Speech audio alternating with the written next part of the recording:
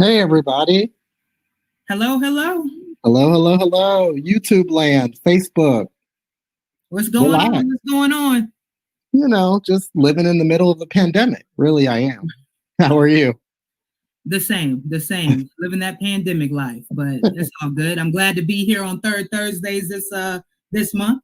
I am too. I'm excited to have you for this third Thursday. I'm looking forward to the conversation and I'm excited. I'm really excited. Right, I'm looking forward to it too.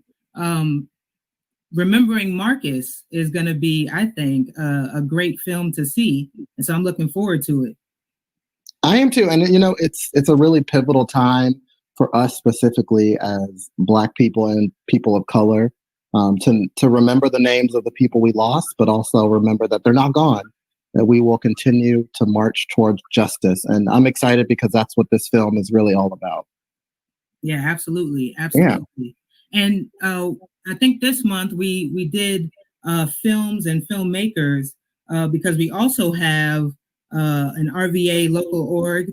Africana Film Fest is live this weekend. So if you haven't got your tickets, go get your tickets.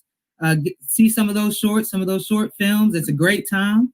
So definitely support Africana Film Festival. And I believe Jasmine will be there as well. So definitely take a look at that. Yeah, and it's important to always support because in this day and age, it's good to see us, people of color, on film, on TV, in media, because we need to reflect back the way our lives look and the way that they should look to everyone that can see them. So definitely support Africana Film Festival. Definitely support Jasmine. And Black Pride is here, as always, to help support those artists. So, yeah. Yeah. You ready to get to it? Right. I was going to say, you ready to jump into this, Jay? Yeah, let's do it. Let's do it. So we'll bring it on Jasmine Leeward now. She is a community organizer and filmmaker and the artist behind Remembering Marcus. Hey. Hey. Thanks for having me. How y'all doing? Doing great. First, before we get started, we have to say congratulations. Thank you. You're married now. I am. I just tripped before I came out here, and she laughed. They laughed at me. So. Hey, laughter will keep the marriage going. I promise. No, it's the cornerstone for real. But thank y'all so much. We really appreciate it. Yeah, sure. Absolutely. I like that earring. Thank you. Also theirs. I get to do these things now. Take all our partners stuff. That's right. Do you want to tell us a little bit about your film? I do. So I made Remembering Marcus back in May on the anniversary of his passing. I was one of the organizers that first responded when he was murdered in May of 2018. And especially with the uprisings, it was right that week when we had both this short come out, or a version of it, and we did a Beyond Policing webinar to talk about the different legislation that we're seeing kind of move forward right now, which is really exciting and inspiring. But the film itself is a compilation of kind of moments that have led up to what we're seeing right now. I felt like folks needed a fuller story. And there's just so much to the story of Marcus David Peters, again, who we'll see in this film. And so it was it was really kind of spiritual experience for me as well, I would say. We went and shot in the space where Marcus was murdered. We retraced his steps also at the Jefferson Hotel. And even shooting some of the music for the film was just really kind of just took me back to that place, but also forward to a moment where we're really going to see kind of the work that's been put in his honor come to life. That's amazing. Well, without further ado, let's go ahead and watch this powerful film. I think the viewers and listeners are ready to see movement on film. Let's go ahead and take it away. Thank you. I'll go ahead and share this.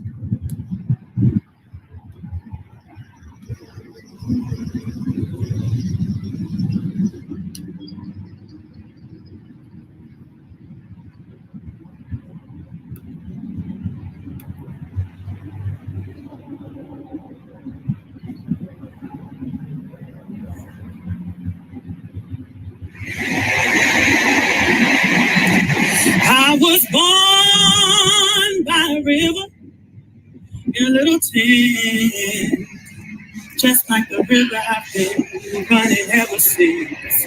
It's been a long time coming, but I know a change gon' come. Oh, yes it will. Justified. Attitude. 1. Having done or marked by a good, legitimate reason. 2. Declared or made righteous in the sight of God. When a police chief says a life was lost, my heart mentally unstable as we speak. Like a hunted, 6-pointed buck.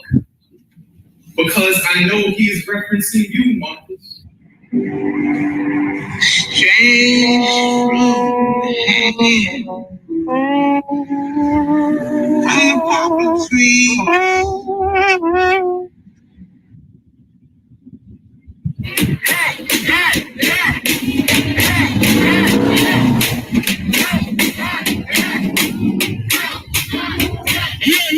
The dignity of Marcus David Peter's life, the value of his life, the importance of his life.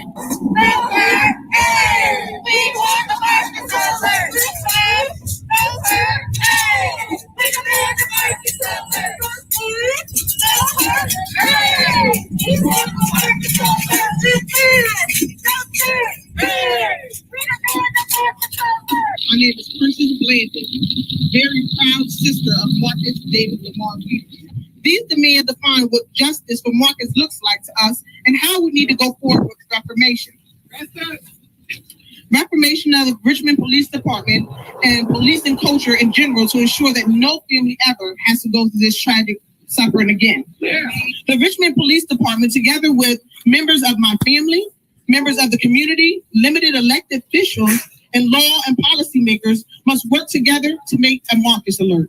When a community member is experiencing a mental health crisis, others in the community would know to use this alert to notify a crisis management team comprised of specialized mental health and crisis intervention responders. These responders would not be members of the police department or a law enforcement officer. The crisis management team's primary objective is to stabilize the situation in a non-lethal manner. Our goal with this demand is to develop a model that can be replicated across the country, where it is no longer expected that police officers will be asked to do the job of trained mental health professionals. The community does not accept that police are the proper people to keep the community safe during a mental health crisis, including the person experiencing a crisis and those nearby. There were times when I thought I couldn't last so long. Now I see I'm able to carry on. It's been a long time coming, but I know a change gonna come. Oh, yes it will. It's been a long time coming, but I know a change gonna come. Whoa, yes it will. It's been a long time coming, but I know a change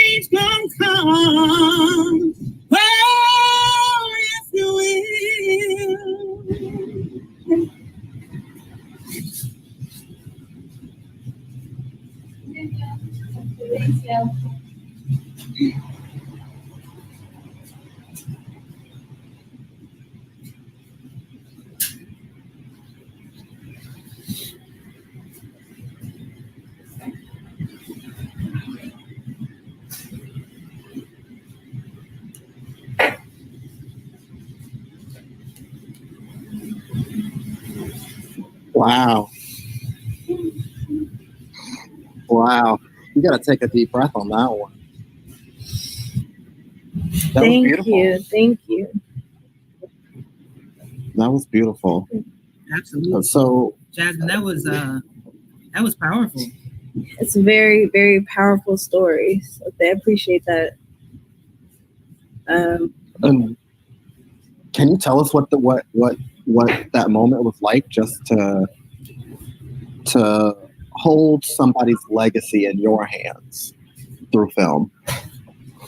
I think that I am in a unique position as a filmmaker to be so close and in network with activism and use that in my medium of filmmaking. But at the basis of it, I feel like all of us are holding Marcus's legacy.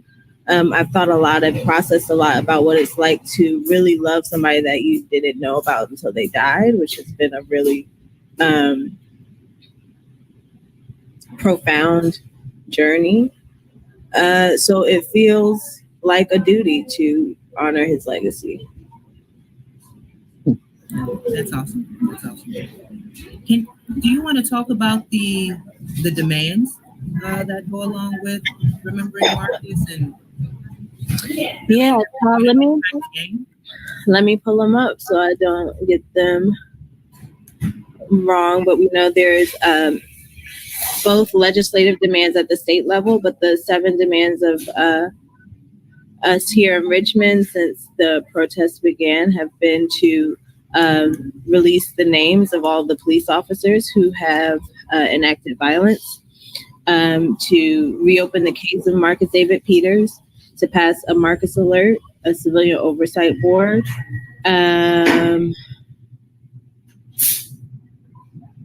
What else do we have? We did reopen the case. Drop all charges against all protesters. Have I said this already? No. Okay, we got one more.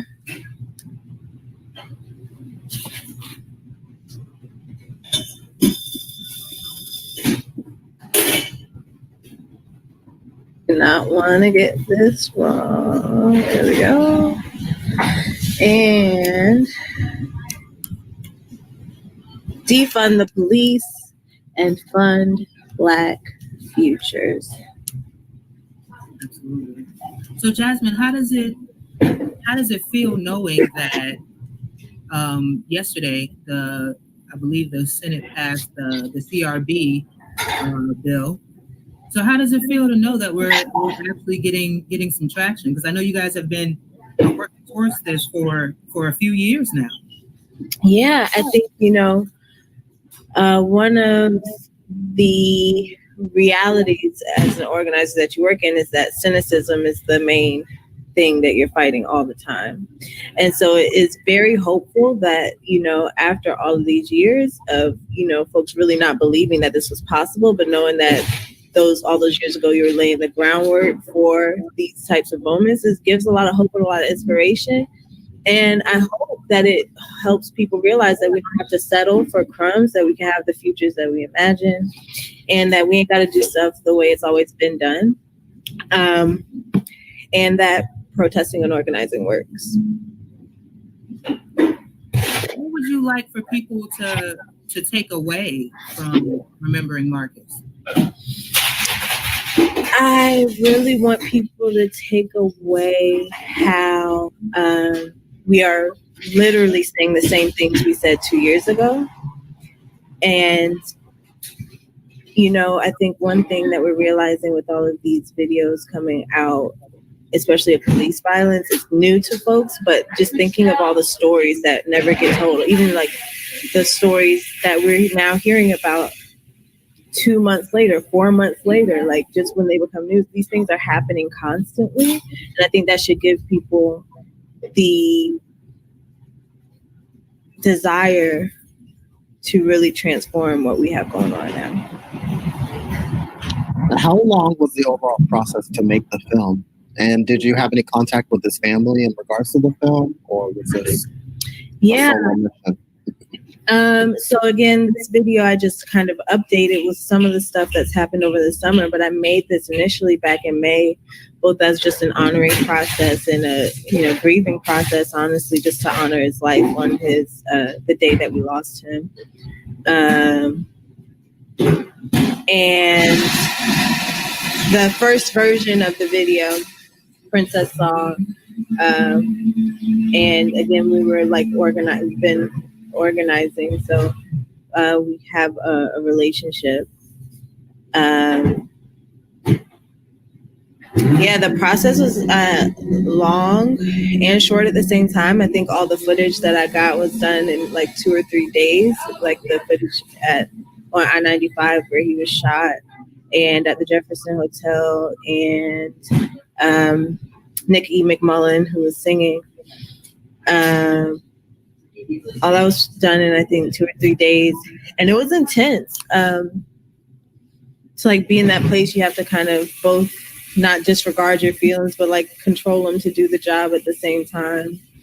And it really, I think, set me up emotionally for what happened, what is it, May 31st, June 1st, and the ongoing organizing since then. It's a lot of emotional labor happens to do this work.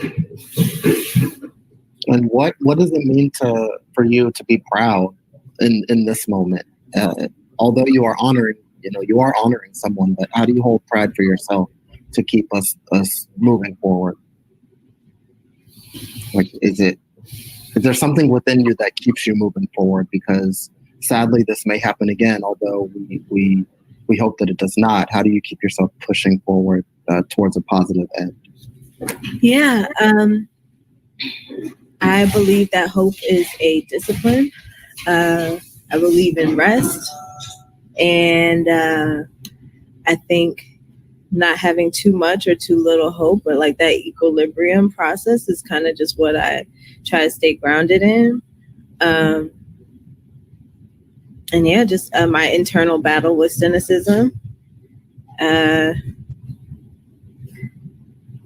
That's really, I think, the thing that I am most proud of is our ability to not lose hope in the most grim circumstances. I think that's really where a lot of our power lies.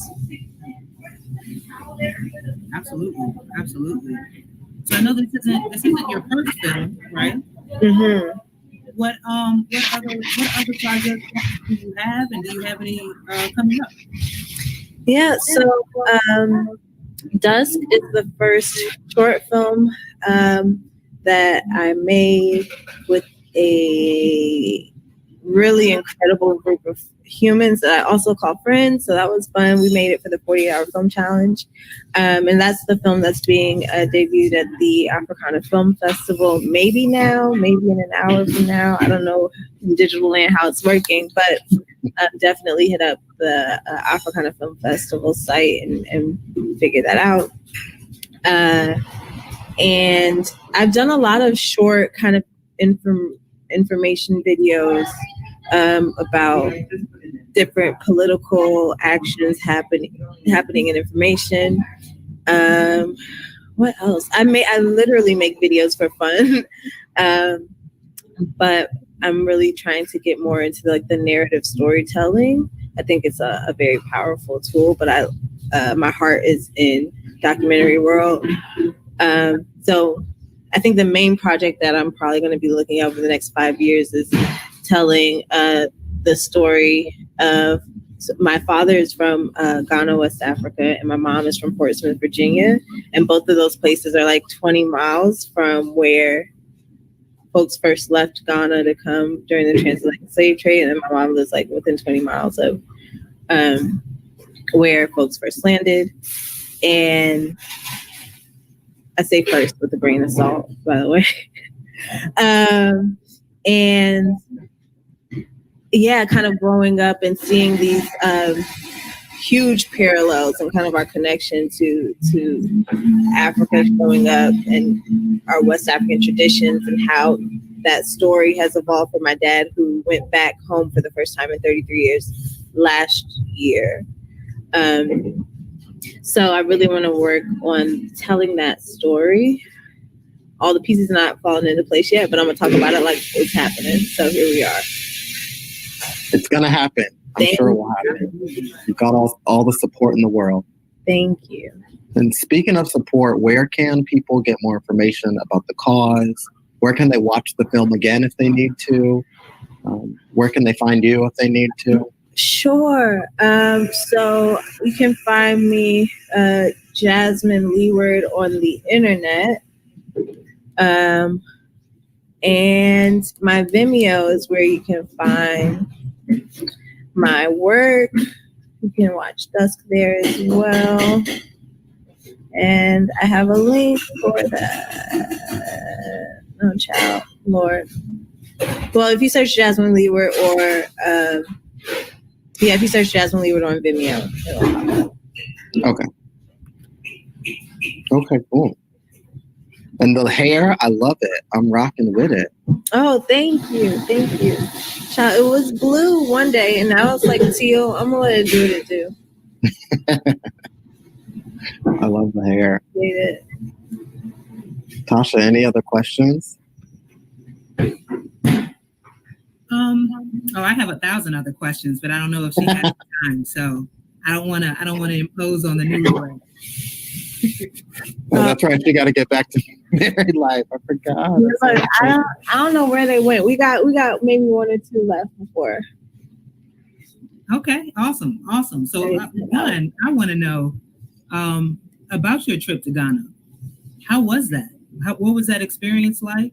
I know you mentioned that your father hadn't been back in 33 years. Mm-hmm. And I know that this is a story that you want to tell. So just a brief, how was that? How was that trip?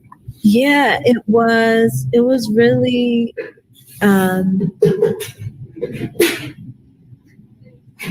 it shook up a lot of things for me. So that was when I went last year. That was my second time. I went for the first time after I graduated from college in 2016 and met my dad's side of the family for the first time. I had spoken a lot with them growing up and had, general relationships with them. But, it's just different when you get to see somebody in person. So that was really powerful. Learning the stories of my family was powerful. Not being around a lot of white people was powerful.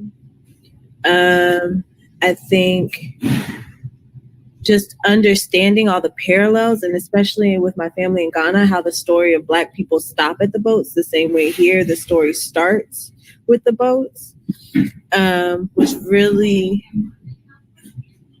it became clear to me that link needs to be made for us to have a more holistic understanding of how we relate to each other now. And so, yeah, it was beautiful to see my family. And then that's when I made a promise to my auntie that I was going to bring her brother back. And so it was a really amazing place. I want to build a home there. It really showed me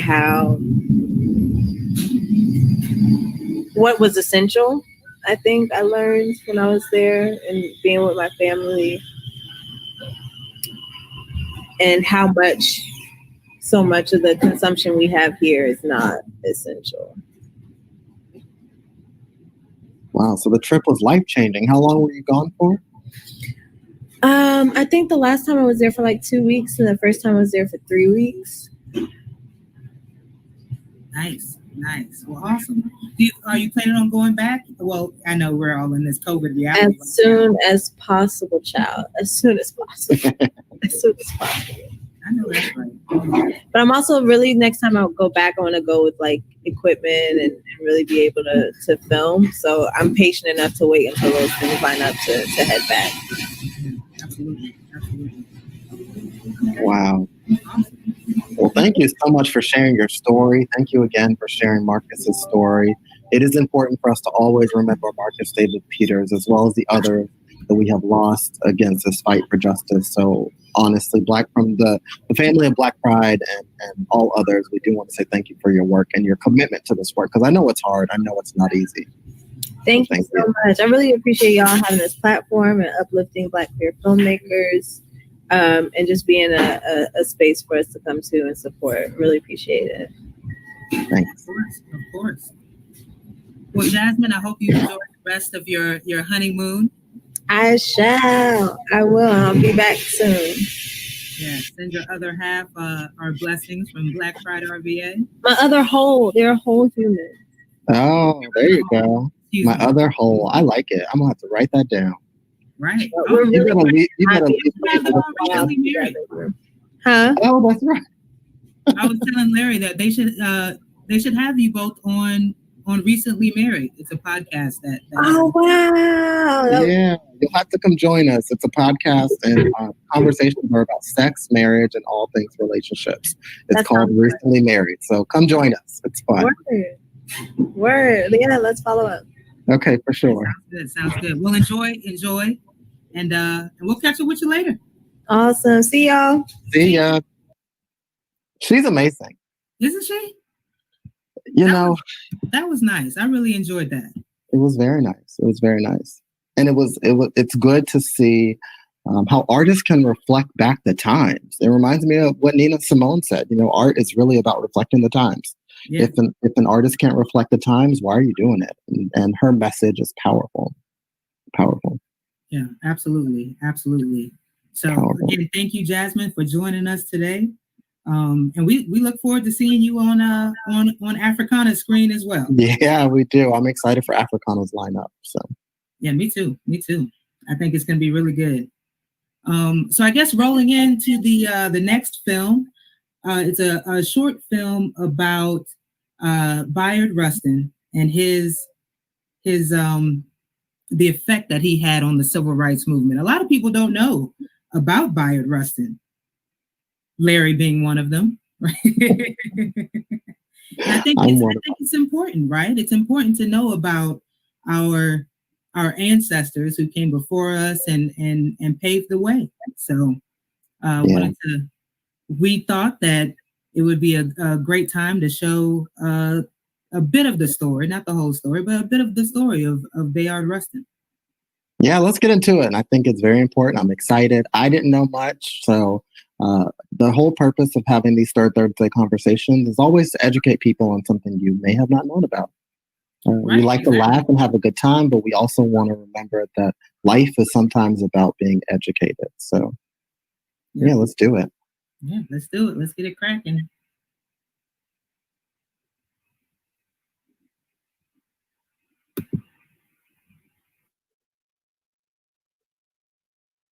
Technology.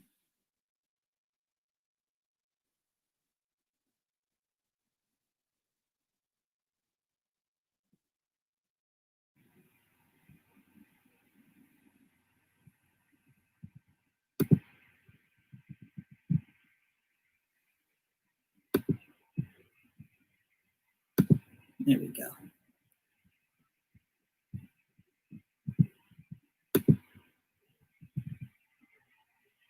Love over bias. Bayard Rustin was one of the most important figures in the African American struggle for civil rights and freedom. He organized the 1963 March on Washington. He helped Dr. King translate the philosophy of nonviolence into direct action. But a lot of people don't know his name, largely because he was a gay man.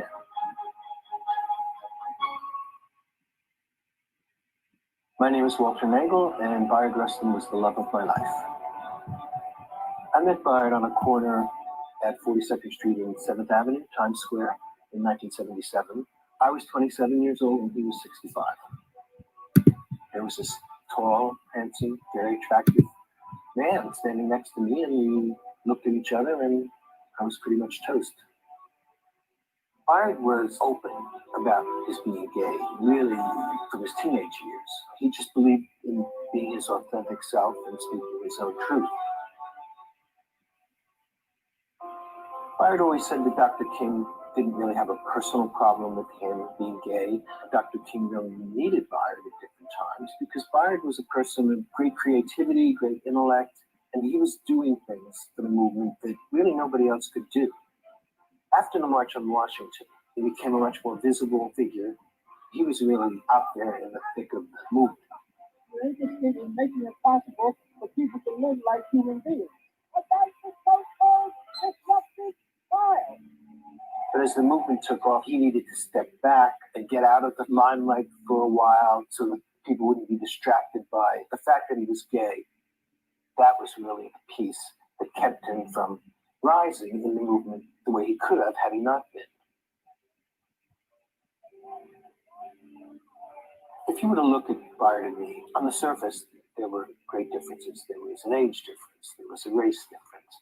But we shared a deep bond and a deep love for each other. In 1982, Byard adopted me so that we would have some legal protections under the law. We were legal, father and son. This was a time when gay couples had no protections, no rights. Other people were maybe a little shocked. It didn't really matter to us.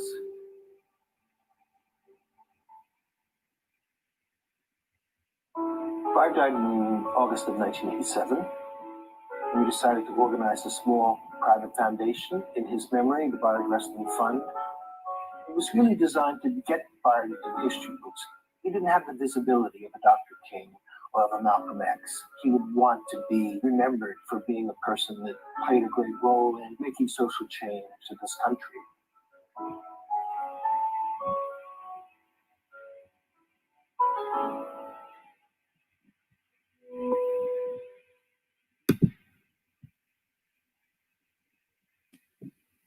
Wow.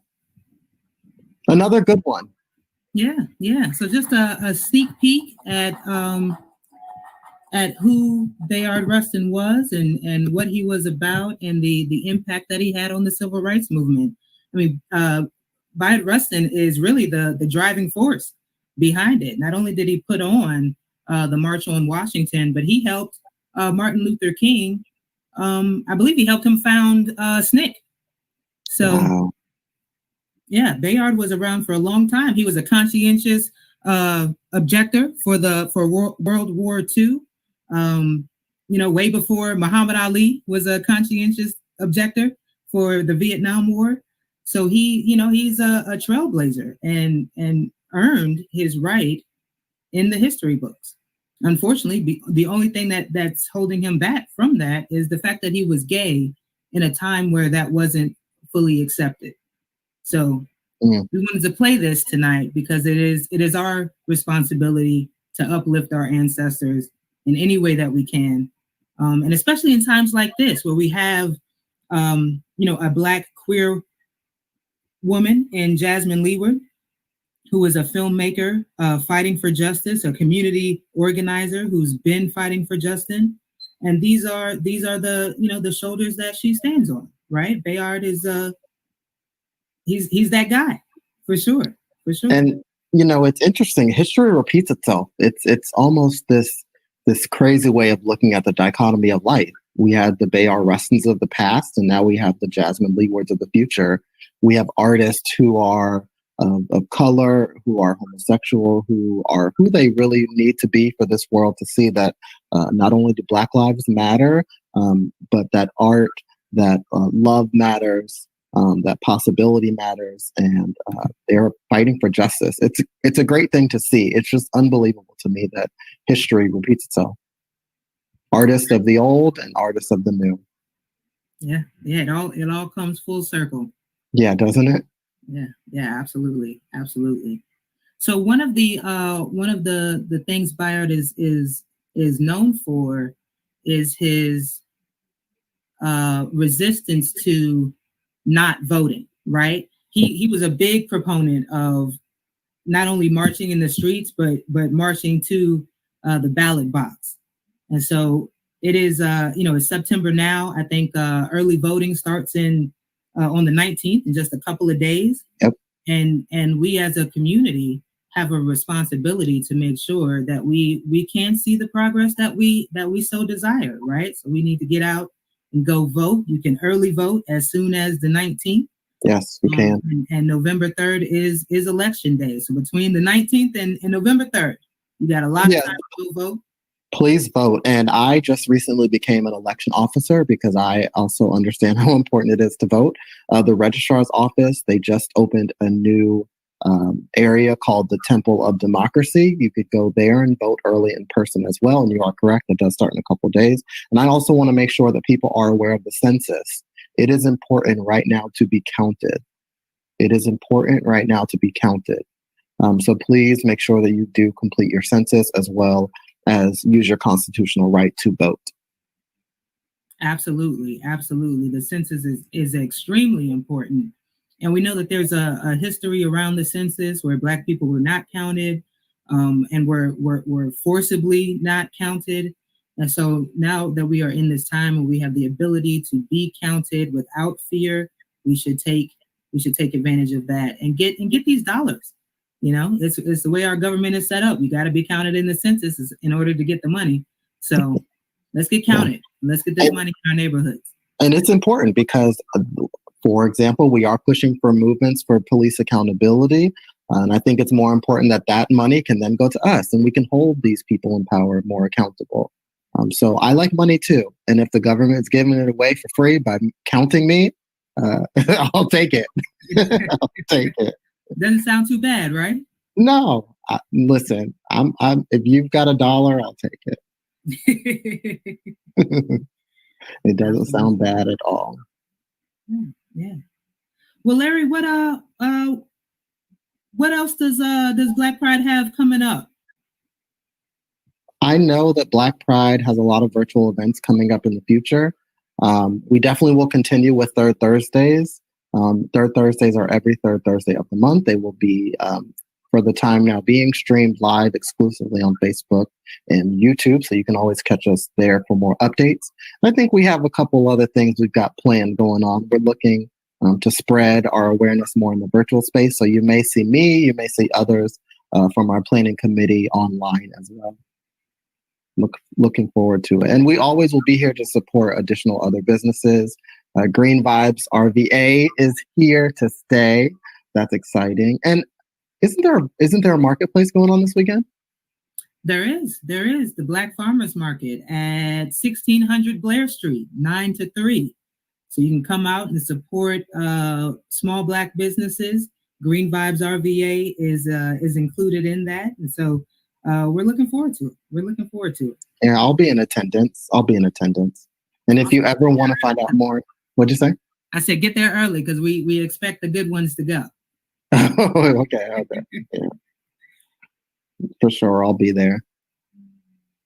Good deal. But yeah, Tasha, that's all I got. I think this was great. It's always good, and I'm thankful to Black Pride RVA for allowing artists to be able to be highlighted. I think that's important. No matter the work you do in the world, if you want it to be shown and it's for a good intentional purpose, let us know, because we are always looking to highlight artists, businesses, other platforms, because Black people need to support Black people, period. Absolutely. And in the spirit of Black people supporting Black people, I'm going to do it one more time. We plug in Africana Film Fest. Yes. Weekend long. Get your tickets. You can get single tickets. You can get the full access pass. And they have extremely good content. And this being their 5th year, I believe, they always have some great surprises for their audience. So definitely go and support Africana Film Fest this weekend. Yeah, so if you didn't hear anything from us tonight, please listen to these few words that I will say. Please vote. Please fill out the census and go check out Africana Film Festival. Boom. That's it. Well, until next time. Until next time, yeah. Yes, we'll see you guys at the next Third Thursday. All right, thanks. Thanks, Tasha. I really appreciate it. Yeah, no problem. Thank you, Larry. Good night, everybody. See you at the next Third Thursday.